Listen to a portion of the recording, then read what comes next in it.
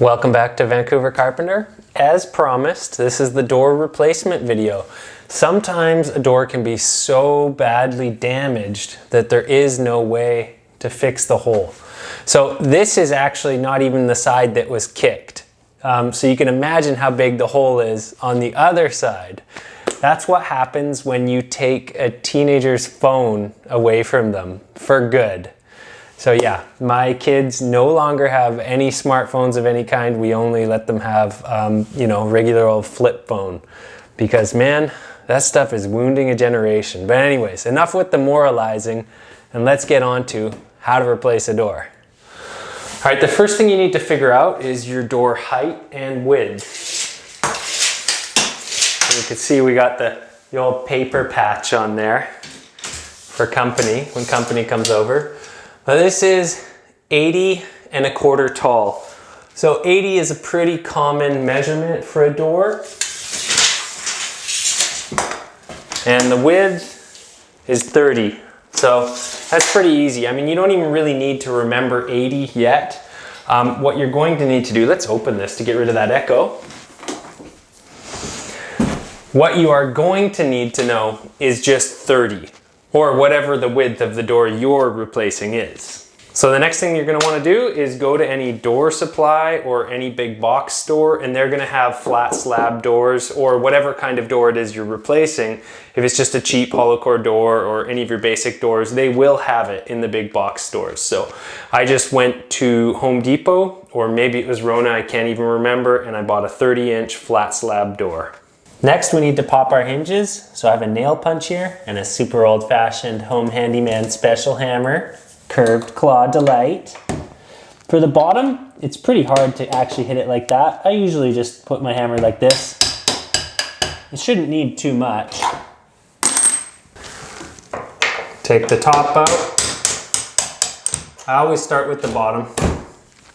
Now the door can just be opened and pulled off. Should be able to. The hinges just got wedged in there. There we go. A couple things I did on my way down was remove the doorknob, and I also wrote top on the top of the door just to make things simpler. One of the things you need to know about a door, and this is super important, is that they have a bevel. So as you can see, it's not square, and that's to help the door close properly. You can actually see it better without the square there. But anyways, this part goes up towards the jamb first, creating a little more room as it's opening. So it's really important that when you're doing your door, you don't try and put your hinges on this side. So find your bevel and make sure you have it oriented the same direction as it was on your other board. So I like to have the door right here, and then I just put them next to each other. And this is the easiest way to transfer the marks, so you get it exactly where you want it. I can see that both my bevels are going the same direction. And once I get the two tops of my doors perfectly lined up, I clamp them. This is going to help ensure that the top gap is totally even, the reveal on the existing door jamb. So for this next part, you're going to need to decide whether you are routering or chiseling out the hinge gains. So in this case, I'm using one of these Porter cable router jigs. It's pretty straightforward. They're reasonably cheap. You can find them at most big box stores. And for this one, what we need to find is the center of the hinge, which I usually do by looking at the screw. So I just made a little pencil mark where the center of that is. And now I'm actually just going to measure right here. So I am measuring 10 13/16. I'm going to transfer that mark over right here, 10 13/16.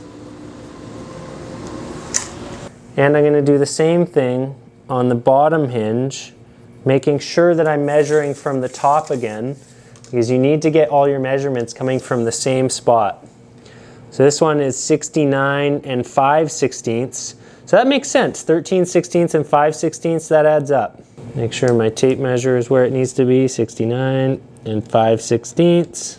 Now if I was going to be chiseling these out, I would actually be marking the outside of the hinges, but I'm going to save that for a different video. I'll show you guys how we can chisel out these round hinges. It's not perfect, but you can do it. Now that I got my marks, I'm going to remove the old hinge. And I am actually going to double check the marks with a square real quick before I actually router them out. So my back end is still flush there. And this is just a quick double check. Yep, that's pretty bang on. Right there. The bottom one is bang on too. So I can live with that.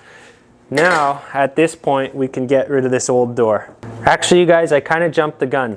So if you choose to buy one of these and you do get it from a big box store, make sure it has all the parts. It's got these little clips right here, and they have to go in the right spot. This is a 1 3/8 door. I have it right there for the 1 3/8. I'm making sure that we have the side that says this side against door on the door. So what I'm about to do is actually a test run to make sure that it's right. So I'm not sure if I mentioned it, but I actually have the old door here again. And from the hinges that I routed out yesterday, I actually needed to add a little spacer. So I've got these couple pieces of laminate that I'm slipping in right here to space it the right amount, because what's really important is that this space right here winds up the exact same. And on my test ones yesterday, it was winding up too thin. So I need something to space it out. So that's what these 2 pieces of laminate are going to be doing. It should be just right. So this is the test one, again, that we're doing on the old door. I got a couple of 1.5 inch screws here. This comes with these silly little nails that you're actually supposed to use, but the nails just seem kind of dumb to me. I'm just using screws here. Okay, there we go, that's in place. Nice and snug. So now I'm going to take these pieces of laminate out, and this is still nice and snug. So I really wanted to be able to use my full-size router on this because the base, you know, this thing is made to have a big base on here, and it's nice to have a really powerful router. However, it's got the wrong size collar in there. So unfortunately, I'm having to use my laminate trimmer, which is a little bit harder because in the deepest parts of the cut, the base here tends to go a little bit past right here, and so it can wobble if you're not careful. But the good news is you actually can get this done with a laminate trimmer if that's all you have. So I don't have it plugged in yet, and I need to get the depth set just right. So we're going to take one of these hinges. We got this on. So what I'm doing here is I'm eyeballing that the amount that this bit sticks out is the thickness of the hinge. And we're pretty close. In fact, we're so close. So close. Let's see. Is the whole thing like that? I think it needs to go in a little bit. I'm going to err on the side of it going a little bit shallow for my first pass. This is just the test one. And I would advise doing test ones until you get it exactly right. That's one of the great things about having the old door, is you have the opportunity to test it. So that, now that's going to be a bit shallow, but let's try it anyways. So yesterday I made the mistake of going way too gung-ho and trying to take out the whole router bit thickness of material. That didn't work out and I burned the bit. So you're going to want to kind of chip away at it.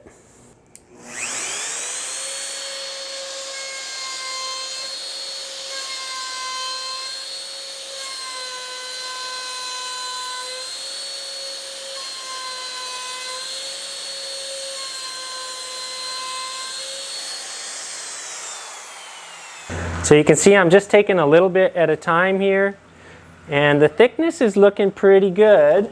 Let's do the whole thing and see how it is.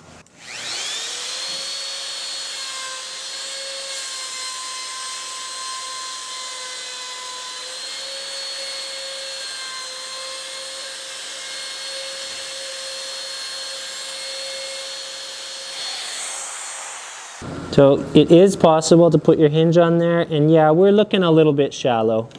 We need to take a little bit more out of there. So I'm just gonna adjust this just a hair.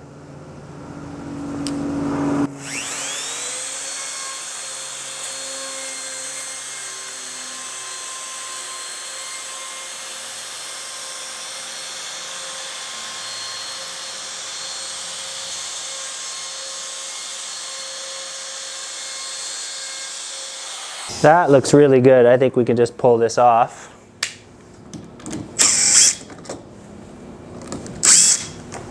And I left just a little bit there, but it's nothing we can't handle with a knife. Let's check this. That's pretty darn good. I'm starting to think I didn't have this thing screwed on totally square because it could be a little deeper on this end back here. The nice thing is we don't have to do that laminate thing again. We can just find the existing holes and screw it back in. And it has, because of the heads of the screws, it has a tendency to center itself pretty well. Okay, I'm going to focus on getting that back out a little bit more.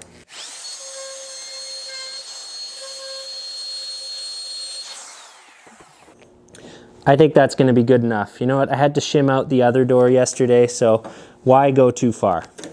Now we can get this one out of here because I'm pretty happy with the depth and all that stuff.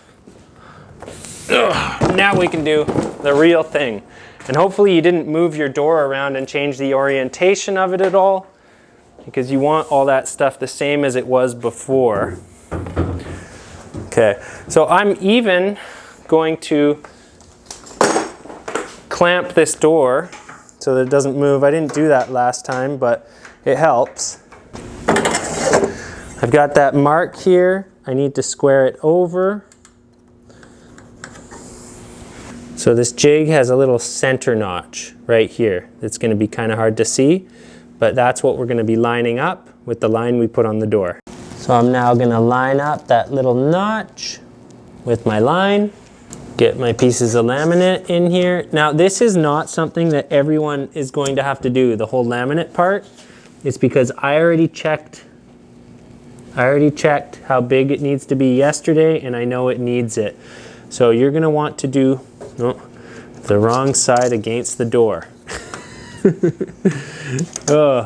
What I'm trying to say is that you might not need to do something like this. And if you're actually using this to do the door and the jamb, it's already going to be set up right and you won't have to do this. But because I'm doing it onto an existing jamb, the setback is a little bit different than what this jig has. So that should be good.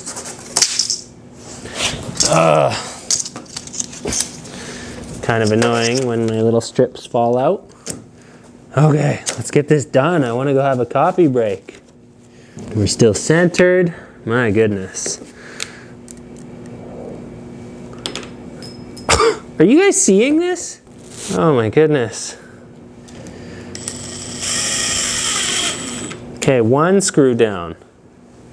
Another screw. So now I'm going to router both of these out like I showed you guys. You want to make sure obviously you don't crank it so hard that you break this thing. But what I was going to say is now I'm going to router these both out and then we'll screw the hinges back on.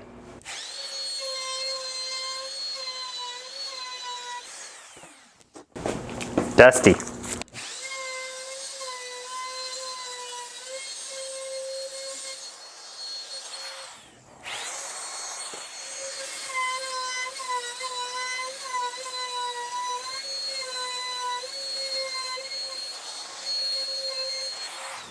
So these little bits right here that are left from the screw, I actually like to just use my knife to kind of shave them off, keep them a little flatter.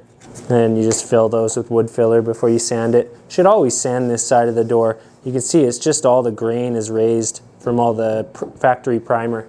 Okay, even though I put those pieces of laminate in there, I'm still actually this needs just a little bit of, you can feel it's not 1,000,000% flat. So I'm just shaving a little bit down with my knife. It was pretty darn good though. Would have been better if I used a proper router. But what I was going to say is this is still a little bit, this part is still a little bit smaller than the original doors. So I'm pulling it out just a hair. Just a hair. That'll fill in with paint. It'll look fine. But I really do just want this door to go on nicely. So I'm using a bit that's just a little bit smaller than the screws. Hinge centering bits are pretty cool, but with practice you get used to accounting for the spin of the drill and actually still getting it in the center. It's an odd little turn of the wrist. If you've done it enough, you know it. But for a lot of beginners, it can be really hard to get those screws centered. They tend to always go down to the bottom like that as the drill spins. All right, and if any of them are not centered, I pick the ones that look the most centered first, which is these two. Don't over tighten it. So this bottom one was not as centered as these two. What you'll find is that if you drill the two that are the most centered first, or I should say if you screw those ones first, then the third one won't move it as much. Even though it's off center, it won't have the ability to move the hinge as easily. So that's done. I'm going to do the second one off camera, and then we're going to hang this door. If you guys are looking for any of these tools, I will link them in the description below. This works surprisingly well, and it's actually cheaper on Amazon than it was at Home Depot. And the other thing I think I mentioned is you have to be really careful when buying things like this at Home Depot and make sure the package wasn't open. There was only 3 of these on the shelf, and every one of them had been cut open. So people are either buying these and returning them after one use, or they're opening up to steal the little pieces that go missing all the time so they can keep using their own. Like, people are shiesty like that, you guys. So, so anything that I think is useful, I'm going to put in the description below. All right, it is the moment of truth where we can find out if I did a good job or not. So, you know, putting the door back up, pretty straightforward, especially if it's a hollow core door. These are real light.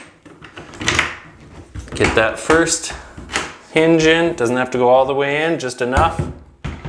So now we're looking at the bottom hinge, and this is where you're gonna see if you did a good job or not. If you did a good job, those should line up and slip in really easily. So that was pretty easy. I'm very happy with that. We were within a 30-second or less. But if we're sliding in and out that easily, definitely did a good job. Get that second pin in. So now we're gonna check our reveal. It's pretty darn good at the bottom. Going up, it's still decent, and it gets just the slightest bit wider up at the top. Maybe a 1/16 of an inch. Up there, we have a nice even reveal. Right here, it's binding a little bit at the very top. So we need to pack out those hinges a little bit until it's more consistent all the way down. And honestly, even at the bottom, I think we could use another one too. Now, by another one, you may be wondering what I'm even talking about. So it really kind of sucks because we did such a good job right there, and this one's pretty even. But even though it's so flush, it's still binding a little bit on the top and bottom. So we have to pack these hinges out. And so what I mean, remember those strips of laminate? Well, they come in really handy when it comes to this sort of stuff. I especially like using this sort of thing over cardboard because I find it's just a really nice hard shim. So we're gonna cut it just a little bit shorter, right about here. Then I'm gonna nip the corners off. Get my glazier's bar under here real quick to hold it up. And we're gonna pull these out.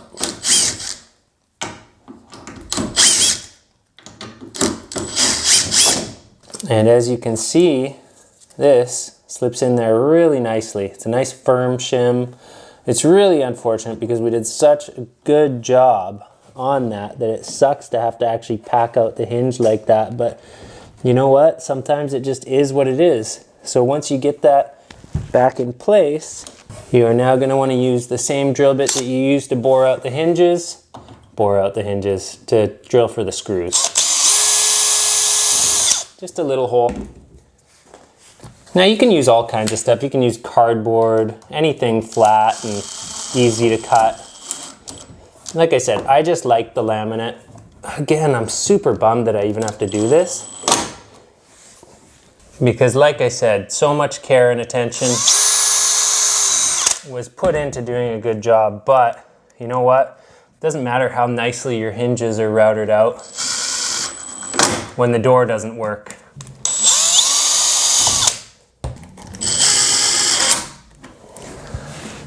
This just needs a little persuading to get back in the hinge game.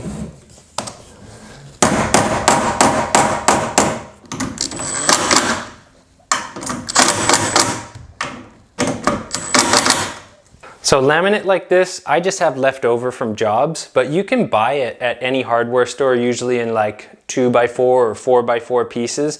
It's relatively cheap because, you know, it's just a cheap Arborite sheet. But yeah, I like having this stuff for lots of different tasks. And I'm so bummed on having to do that to those hinges. They were so nicely flush. But again, you know, it's going to be way better than the door not working. And one thing you have to factor in is, so now this door is going to get a couple coats of paint, and over time the paint buildup can also cause the doors to jam. So to have a little more room on each side is going to be better than to have things be too snug, because you have to factor in the paint. It actually does build up to the point that it will impinge the door. You may have noticed that on really old doors, sometimes the top starts rubbing or the sides start rubbing, and you actually have to scrape the paint off of the door and jambs if you want to get them to work again. Okay, it's getting late and I'm getting tired, but we aren't done yet. So the next thing I'm going to do is I'm going to mark a center line of where this is. There's a couple ways we can do it. So this is the strike plate. I can mark the edge of both of these and go to center. And right now I'm going to eyeball a center mark because I know that's actually going to be close enough just for a latch. Okay, let's see how close we were. There's our two lines for the strike plate. There's our center. How close were we? 2 1/4, 1 1/8. So we're bang on. So there's my center line. And this is 1 3/8. So we're going to go to, what would that be? That would be 11/16 is the center of our door right there. Okay, so the back set on this place is a bit of an odd one. It's actually reading closer to 2 5/8. So the back set is how far your latch goes. It's usually 2 3/8 or 2 3/4. And I'm going to measure it just a little bit under 2 3/4 just to match the ones in the place with the hardware that's here. It's just a little bit weird. But anyways, that's it. And we will get our center line right here. So that's our height. So we're going to drill a hole right through here. Well, this is super annoying. I had to run home to grab my hole saw to complete the next part of the job. And then I forgot that I hadn't turned my mic on. So I'm going to have to voice this over a little bit. But what we are using here is going to be a 2 1/8 hole saw bit, or for the metric folk, it says 54 millimeter. This is just a simple one that I got with this little kit ages ago. It served me well. I never really used this thing when installing it. I just measure the back set, like I said, which in this case was 2 3/4, but I made it a little small because that's what it was measuring on a lot of the other ones for some reason. So I start drilling on my mark from one side, and I drill until I get this little tip through. Once that tip is through, I then turn the door around and just do that last little bit this way. And we managed to get a pretty clean and even hole. It wasn't staggered at all. The reason I do that is because I don't want it to totally blow out the backside and have a really it sounds bad. There's a few things that have sounded bad in this, but actually the last one was when I didn't have the mic on. Anyways, the next stage is going to be drilling out the 1-inch hole for this guy. And I chose to use a Forstner bit, and the reason I used a Forstner bit is because it leaves a way cleaner hole. And because we don't have an actual, you know, the little rectangular plate for here, so if this hole wasn't really clean, I can't hide it with that plate. So that's why I used that. Whereas normally I would use a spade bit because it's way faster. You'll notice that this one took a long time to actually drill through. It just left a way nicer hole.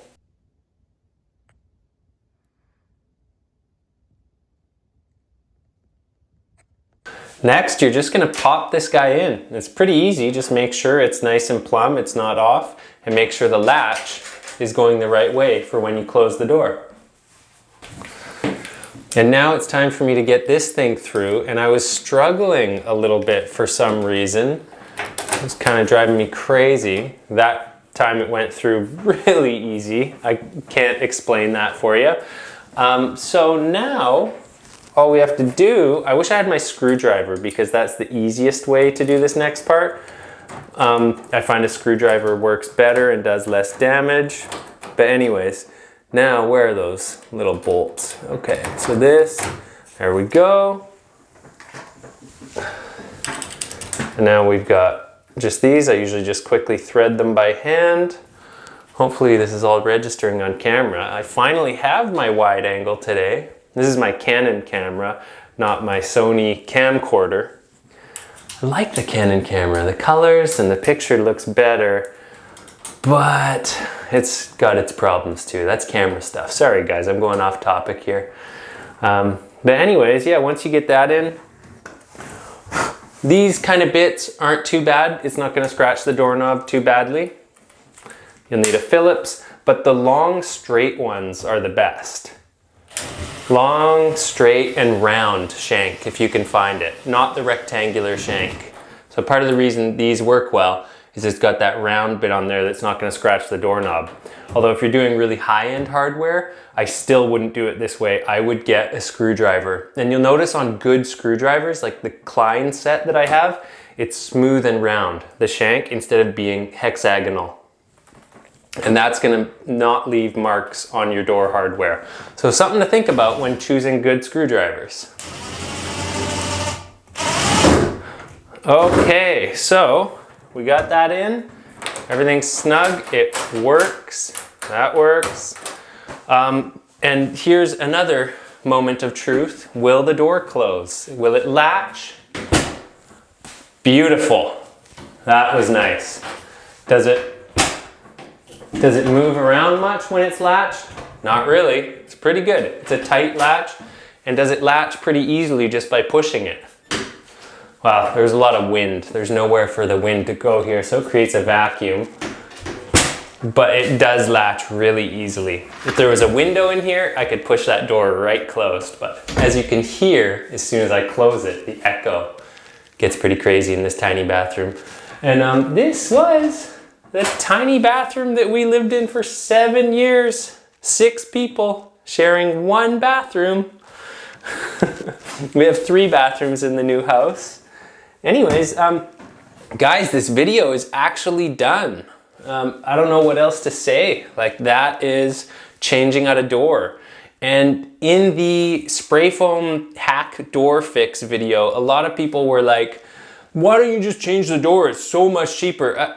Like, yes and no. I mean, this is a lot of labor, and as you can see, it's actually kind of complicated. Like, you can mess this up really badly. So there's a lot to think about. I hope that I was able to do a good job in explaining all of those things to think about. I hope you guys are doing well, and I hope you learned a lot in this video. If you did, well, I'm not gonna ask you to do anything. Just thank you, and I'm glad. So yeah, till the next video.